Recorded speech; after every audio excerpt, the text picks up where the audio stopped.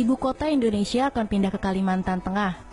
Pemerintah Indonesia melalui Kementerian Perencanaan Pembangunan Nasional atau Bappenas sedang mengkaji pemindahan ibu kota negara Indonesia dari Jakarta ke kota Palangkaraya, Provinsi Kalimantan Tengah hingga akhir tahun 2017.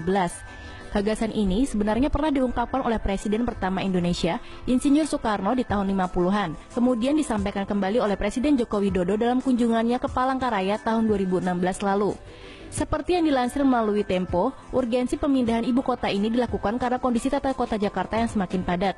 Arus urbanisasi penduduk ke Jakarta terus meningkat tiap tahunnya. Menurut data tahun 2013, kepadatan penduduk Jakarta sudah mencapai angka 15.052 jiwa per kilometer persegi. Melihat kondisi tersebut, kemungkinan Jakarta di masa depan akan memiliki permasalahan sosial yang lebih besar. Karena saat ini pemerintah Indonesia ingin menyeimbangkan perekonomian Indonesia dengan membangun pusat perekonomian baru di luar Pulau Jawa. Selama ini, pergerakan ekonomi hanya terjadi di Pulau Jawa, itu pun tidak merata dan terpusat di Jakarta saja. Maka itu, kota Palangkaraya dianggap paling ideal sebagai ibu kota baru. Karena saat ini beban Jakarta berperan ganda sebagai pusat pemerintahan sekaligus bisnis dianggap terlalu berat.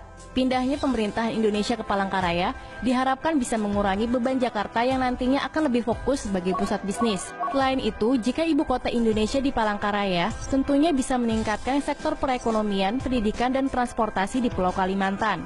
Dengan demikian, sila kelima Pancasila yang berbunyi keadilan sosial bagi seluruh rakyat Indonesia bisa terwujud. Namun, rencana pemindahan ibu kota ini hanya bisa terlaksana jika didukung keputusan politik yang melibatkan DPR. Akankah ibu kota Indonesia baru nantinya sekeren kota-kota ini? San Diego bisa menjadi kota yang terpintar di Amerika Serikat.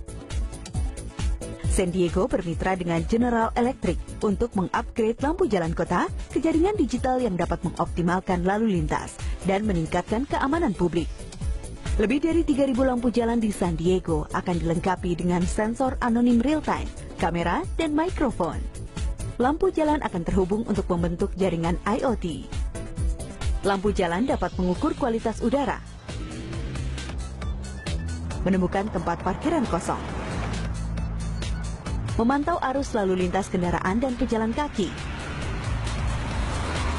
juga untuk mendeteksi aksi kekerasan.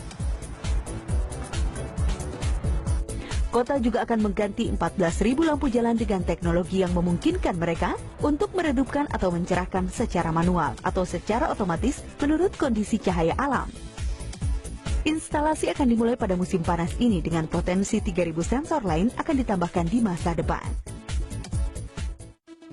Kota terapung pertama yang dibangun di Polinesia, Prancis, kini tidak hanya sekedar mimpi. Bayangkan ini, kota mengambang sepenuhnya bebas dari campur tangan pemerintah dengan tidak ada undang-undang, peraturan, atau pajak. Waktu itu hanya fantasi libertarian, sekarang akan segera menjadi kenyataan. Pada tanggal 13 Januari, Polinesia Prancis setuju untuk menjadi tuan rumah kota terapung pertama di dunia, atau Seastate, dalam perairan terlindung. Seastate bertujuan untuk menjadi zona ekonomi khusus yang akan mengembangkan teknologi yang inovatif untuk tenaga surya, aquaculture, dan energi angin.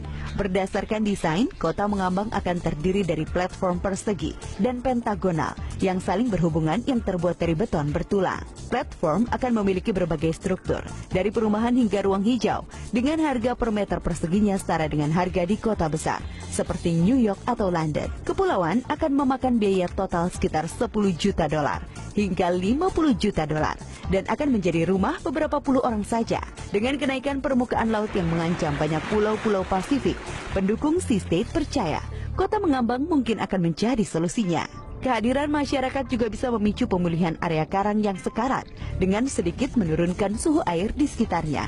Institut Seasteading harus melengkapi studi kelayakan lingkungan dan ekonomi, tetapi pembangunan proyek dapat dimulai tahun depan.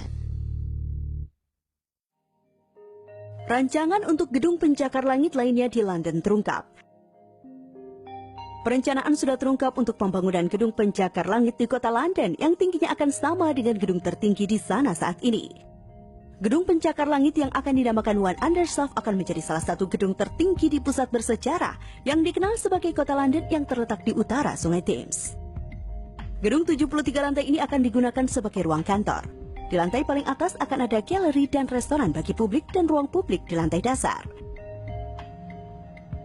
Gedung ini akan menghadap ke gedung tertinggi saat ini di London, The Shard, di seberang sungai. Pihak pengembang mengatakan gedung ini akan sama tingginya dengan The Shard, yaitu 309,6 meter. Tanggal resmi selesainya pembangunan gedung ini belum diumumkan, namun rencana penggunaan gedung ini dipastikan dalam dekade berikutnya. Norwegia berinvestasi hampir $1 miliar untuk jalan raya sepeda. Proyek multi-juta dolar terbaru Norwegia akan membuat komuter link sepeda antara pinggiran dan pusat kota.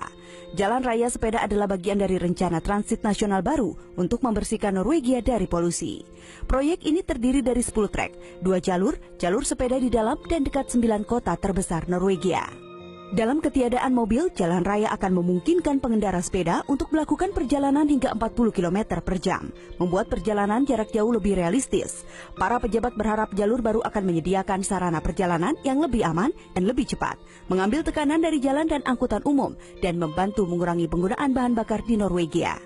Pada awalnya bukannya membangun jalan raya yang akan menghubungkan kota-kota di ratusan mil, jaringan siklus akan memperpanjang keluar dari perkotaan pusat melalui sabuk komuter dan ke pedesaan.